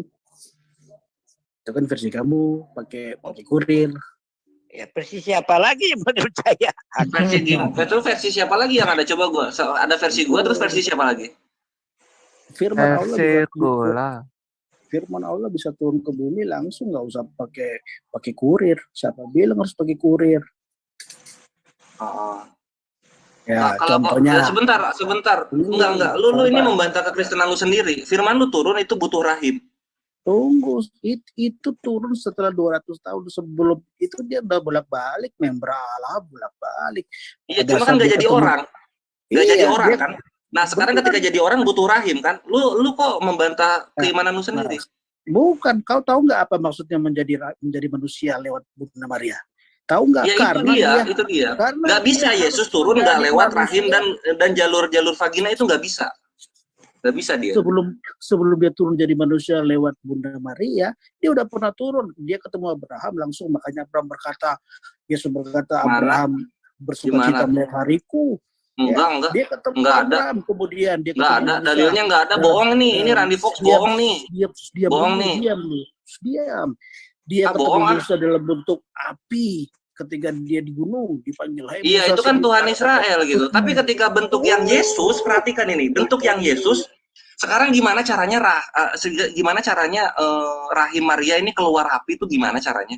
Sebenarnya gini teman-teman, benar Pak Randi, Pak Domba, sebenarnya kekristenan ya itu memang kalau terkait dalil Quran yang mengatakan atau akidah Quran Islam yang mengatakan bahwa Yesus disamakan dengan Adam, itu maksudnya Nah, kalau itu konteksnya adalah manusia sejati, kekristenan tidak membantah itu, meskipun tidak menggunakan Quran sebagai dalil. Ini ada suara bisik.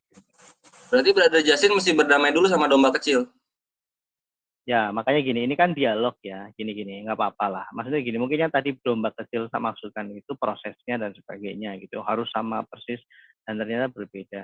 Tapi memang melalui hasil konsili Chalcedon, itu gereja sudah memutuskan final bahwa kemanusiaan Yesus ya memang kemanusiaan sejati, keilahiannya itu terletak dari praeksistensinya. Nah, sebagai firman Allah itu. Di Ibrani 1 juga dijelaskan gitu kan. Mengenai cara Allah menyampaikan menyatakan diri kepada umatnya dengan berbagai cara. Tadi Pak Randy menjelaskan tentang konteks teofaninya. Terkadang ada kristofani, itu jadi dijelaskan. Nah, di sini perbedaan dengan Yudaisme kita adalah menafsirkan. Jadi saya pikir sih mengenai kemanusiaan Yesus itu sudah pada posisi final ya. Kalau kita belajar tentang doktrin ketuhanan yang kita sebut dengan doktrin Trinitas, itu sudah menjelaskan dengan sangat baik. Kemanusiaannya berawal, kemanusiaannya tidak berasal dari kekekalan.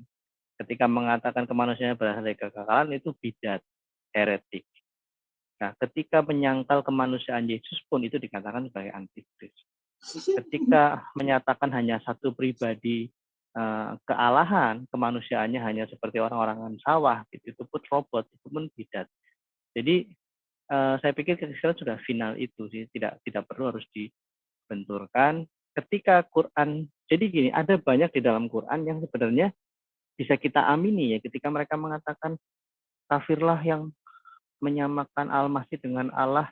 Terus semua orang Kristen di dunia mengatakan amin. Kafirlah yang menikahkan, menduakan dan segala macam. Semua orang Kristen berkata amin. Oh, itu bukan merujuk ke Kristen kok. Itu merujuk ke bidat-bidat Kristen, yang di Quran itu lebih banyak merujuk kepada bidat-bidat Kristen. Tidak ada yang mengatakan. Saya mau nanya Brother ini, Justin nggak nyembah Yesus. Tunggu, belum selesai. Domba kecil jangan lu jangan benerin apa yang Brother Justin bilang ya. Kenapa? Nggak boleh. Ini kayak mananya Brother Justin. Enggak, aku mau bacakan. Enggak, tentang penciptaan Adam ini dan Bang Domba, beda kan? aku bisa tanya enggak? Aku bisa ini kan enggak? Kalau Yesus itu sebagai firman itu sendiri, kenapa yang ngomong masih dibantah-bantah aja? Yohanes 17 gimana? 17:8 itu. Aneh ya, tentang Adam dan Isa kau udah tahu. Bicara rebutan gitu. Datang langsung tenang dulu. Saya mau bacakan Quran ya. Gimana nih Bang Justin Biar enggak, saya compare. Kalau Yesus itu sebagai firman itu sendiri, kenapa Yesus di dalam Yohanes 17:8 itu Yesus menerima firman? Gimana? Penjelasannya bukan seperti itu. Jadi ketika dikatakan Yesus itu adalah firman yang hidup, itu maksudnya adalah personalisasi dari abstraksi. Jadi kalau teman-teman belajar tentang teologi gitu ya, saya juga sedang belajar, bukan saya seorang teolog gitu ya. Ada yang disebut bahasanya kaum Trinitas sering mengatakan hipostasis atau realita konkret. Jadi ketika dikatakan firman menjadi manusia, itu adalah pewahyuan. Bukan artinya Allah Bapa kehilangan firmannya kemudian bisu. Firmannya dari benda roh, jadi dari roh menjadi manusia. Oh, tidak seperti itu. Yesus Kristus adalah manusia sejati. Nah, kealahannya itu adalah karena dia adalah wahyu. Terletak pada kekristusannya. Karena Kristus atau Al-Masih itu adalah nubuat yang dijanjikan oleh Allah sebagai bukti bahwa Allah bertindak menyelamatkan. Kalau saya menggunakan istilah dari saudara saya kemarin, Edi Badai, ya, yang kontroversial tapi menarik. Cara Allah untuk menyelamatkan umat manusia adalah Kristus. Jadi, teman-teman Muslim jangan salah paham. Kami tidak menuhankan kemanusiaannya. Yang keilahian yang kami tuhankan sebagai penyataan langsung firman itu. Firman itu tetap berada dalam diri Allah. Makanya ketika dibaptis, turunlah suara dari surga, inilah anakku yang kekasih. Memangnya itu suara siapa? Wewe Gombel? Kan tidak, itu tetap Allah Bapa yang berfirman. Jadi itu adalah misteri ilahi yang tidak bisa kita pecahkan. Sama halnya ketika teman-teman Muslim mengatakan firman itu, kandungan firman kalamullah itu bisa dilihat dari Al-Quran. Kami menerima itu. Silakan, itu sangat baik. melalui para nabi, para rasul, melalui Quran. Kami juga melihat seperti itu. Di 1 Yohanes 1 ayat 1, firman itu hidup, bisa kami raba. Tapi bukan berarti, sebentar ada noise ya Pak Abdul Amir, ada noise Pak. Jadi firman itu menjadi manusia, bukan menjadi kitab suci. Kalau di tempat kami, kitab suci itu pemahamannya adalah catatan manusia, kesaksian manusia tentang wahyu Allah pada umat manusia. Jadi kayak gitu sih teman-teman. Ya, bagus. Yang Yohanes ini ya, Yohanes 17 ayat 8, bahasa Yunaninya di sini itu rema. Jadi firman itu ada yang menjadi Torah, ada yang menjadi menjadi manusia ya? Enggak. Jadi gini ya, firman menjadi manusianya Yesus. Kalau Torah itu, Torah yang mana dulu? Hukum Taurat, 10 hukum Taurat yang kau maksud? Torah lima kitab Musa. Kecil banget suaranya. Kecil Pak Erben. Nah, ini ya, kalau Yohanes 17 ayat 8, sebab segala firman ini memakai kata rema, bukan kata logos. Kenapa nggak bawa yang 14-nya? Ya. Ini kan ditanya tadi, makanya saya jelaskan. Jadi segala rema yang kau sampaikan kepada aku, telah aku sampaikan kepada mereka, dan mereka telah menerimanya. Jadi bukan kata logos di sini ya. Beda dengan Yohanes pasal 1. Kalau Yohanes pasal 1, ini pakai logos. Kok bawa yang itu, Ben? Hah? Jadi Yesus logos, Yohanes 17:8 itu rema. Kalau di Islam itu kalimah. Yang ini Ben, yang apa? Logos dengan rema. Yang itu. Ini Ben, yang nomor ya Yohanes 8 nomor 55 Ben. Yohanes 8.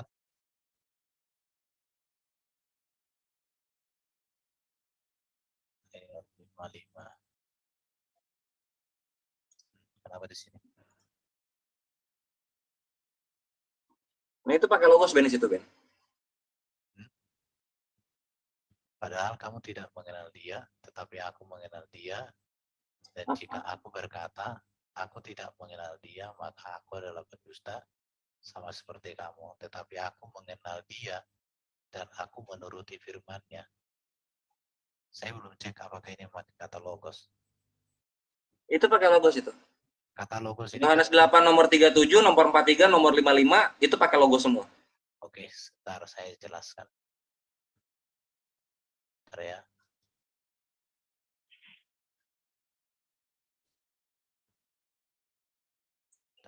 Hening senyap, kebenaran menyeruak ke dalam saudara Kristen. Enggak, kami bisa menjelaskan, memberi kesempatan Leon menjelaskan. Tenang aja bro, ahli kitab. Ini tenang. Ini gue tenang aja. Tenang. 36.000 ayat kami bisa jelaskan. Oh, 6.000 ayat mah. Iya, penjelasan kan ya. Emang mesti gitu ya. Emang keimanan Kristen itu datang dari penjelasan.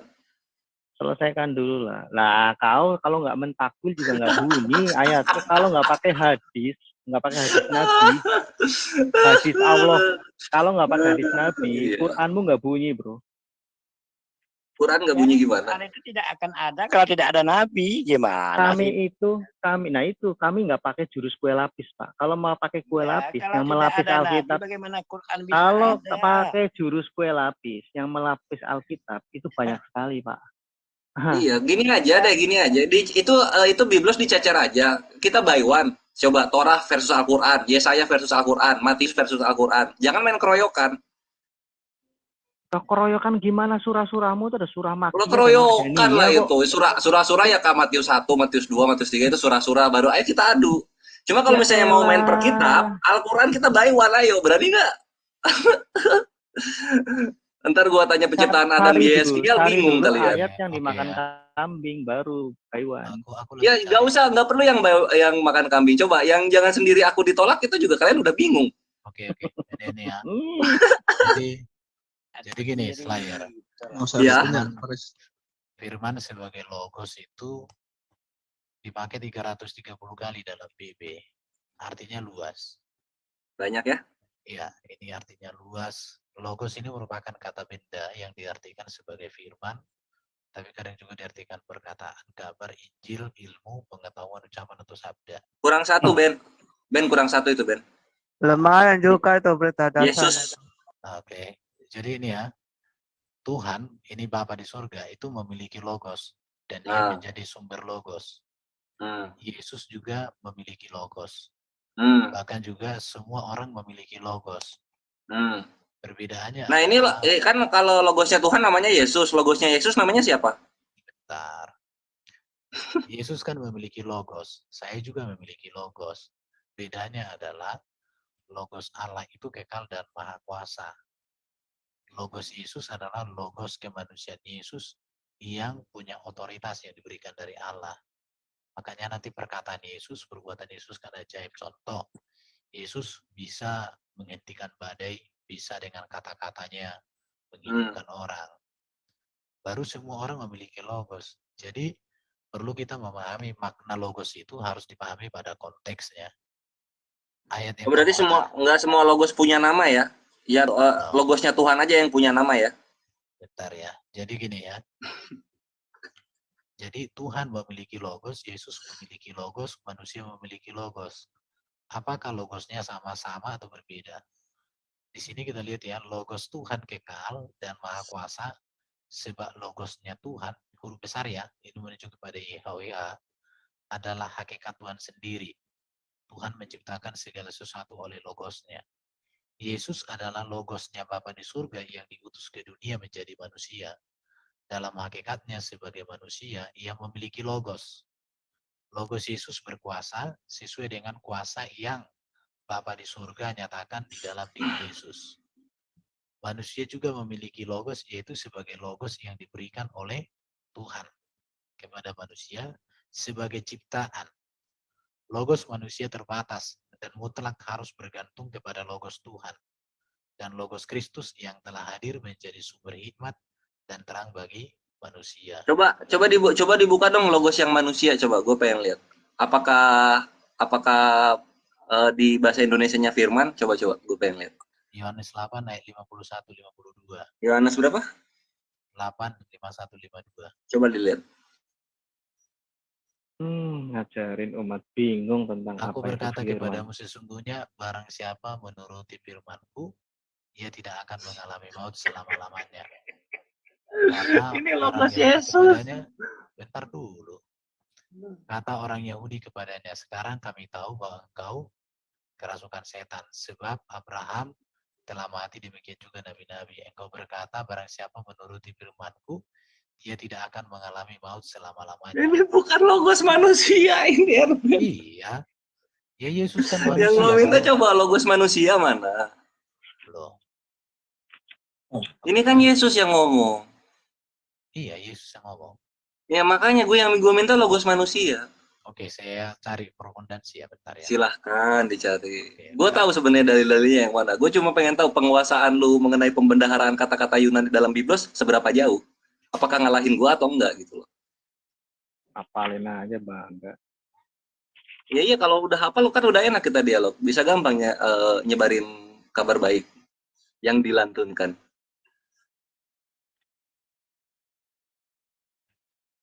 Cari lagi dalil yang ada demi kebenaranmu. Awas kena copyright. Quran ciptaan tapi ada kata kun. Aduh, gimana itu? Ciptaan menciptakan. Dibilangnya ciptaan itu pengen disama-samain. Kun menciptakan. Mulutmu nggak bisa diem tenang gitu ya? Kenapa? Ini nunggu kasihan ini gua, kasihan apa namanya? Viewer gua kasihan. Daripada sepi soalnya. Iya, udah aku catat penciptaan adanya. Udah dicatat penciptaan adanya. Udah berdamai sama Justin Eviter. Gak ada masalah, bagus tadi poinnya domba. Memang di Quran itu kalau nggak ditakwil yang benar kata domba itu aneh jadinya. Karena ditakwil ya. Ditakwilnya pakai kue lapis lagi, lapis ini. Yang bagian mana yang ditakwil tuh? hadis pun ratusan ribu.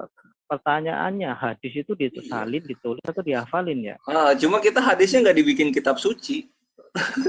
Hadis dihafalin juga. Ada penghafal hadis nggak? Nggak ada lah. Al-Quran aja yang ada penghafalnya. Al-Quran.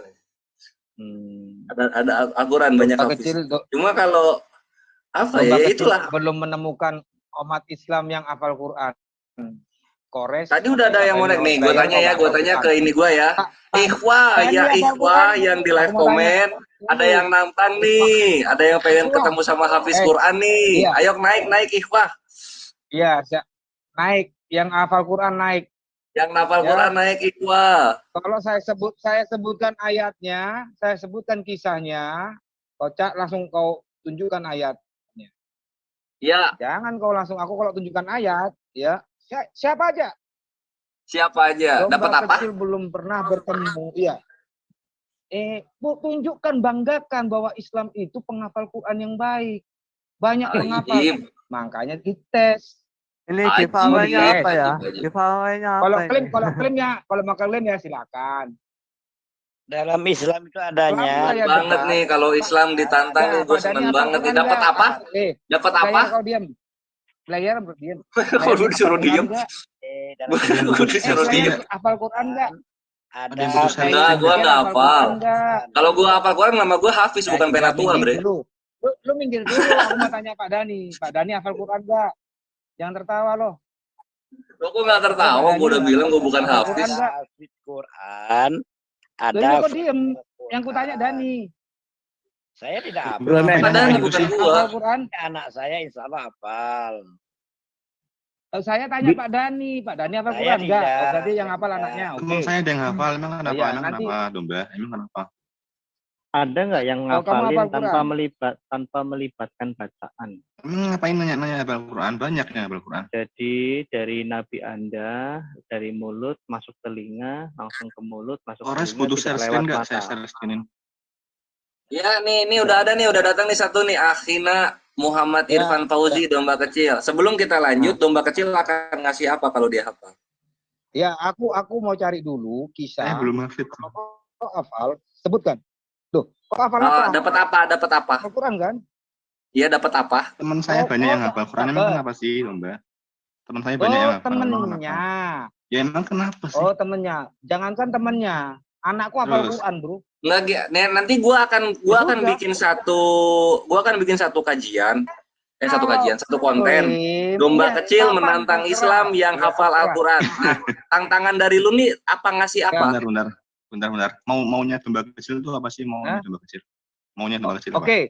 Oke, kalau transfer nggak bisa. Oh ya, transfer maunya domba kecil apa? Ente mau nanya apa? Ente mau ngapain? Pulsa 100.000. Loh, aku cuma ngatakan, setahu saya belum pernah menemukan orang yang hafal Quran. Setiap saya tanya Quran, ayatnya di mana? Gigimu peang, gue tanya lu hafal. Jadi harus hafal ayat-ayatnya gitu. Ayatnya di mana? Terus? Ayat Quran yang dihafal apanya, Pak? Teman saya banyak yang hafal ayatnya. Oh iya, nanti tunjukkan. Anak saya juga bisa hafal Quran. Iya, 30 juz hafal anak lu. Mau apa sih? Aku kan aku bukan cari klaim. Tadi kan aku ngeklaim anak gue hafal Quran. Akhirnya udah ketemu, dicari-cari sama Brethren RB nih. Kelasnya 3 tuh nomor 17. Kita intermezzo doang sama domba kecil sebenarnya. Ini nungguin RB habis 10 menit. Intermezzo lah. Iyalah. Daripada ngomong nggak jelas, kok nyanyi-nyanyi nggak enak suaramu. Kalau aku pengen nyanyi belajar sama aku. Ya udah, ini udah balik. Ya, coba. Segala sesuatu yang kamu lakukan dengan perkataan di sini memakai kata mana? En poiste itu di atas. Tadi udah ini logos. Coba. Kolose 3:17 ya. Iya. Kolosian berarti. Masih ada lagi yang lain. Dor. Kolosian 3. Dor. Jangan dor, bro. Boom. Dor itu punyanya si Kores. Si Slayer itu. Yang nggak bisa berdiam itu. ahli kitab ngasih kursus dapat konten Kores. Oh iya, terbukti manusia punya logos juga ternyata. Cakep. Ya nanti masih banyak lagi ayat-ayatnya. Oke, nah pertanyaan berikutnya, kalau udah terbukti manusia ada logos. Nama logosnya manusia ini apa? Ya, seperti iya. Logos Allah, firman itu tidak butuh nama. Yesus itu nama kemanusiaan. Jangan bohong. Tuh, yang mengatakan nama Yesus itu kekal, itu ngawur. Nama Yesus itu ada pada seseorang yang dilahirkan. Ini setuju ini kekristenan setuju nih. Loh, nama Yesus nggak kekal. Makanya kalau debat jangan kebanyakan sama orang yang nggak jelas bro. Kamu banyak di CIA. Kau debat kebanyakan sama Jody Triteos sih. Oh iya, enggak, gue kebanyakan dialog sama Brandon Erben, sama Saya Polegit. Firman punya nama. Firman punya nama itu pemahaman dari mana? Firman itu transenden di dalam diri Allah. Lalu Firman namanya Yesus loh. Firman yang menjadi manusia namanya Yesus. Itu dia. Nah, sekarang firmannya manusia namanya apa? Aku pamit ya. Udah malam ini ya. Udah pagi. Iya, Ben. Belum beres, Ben.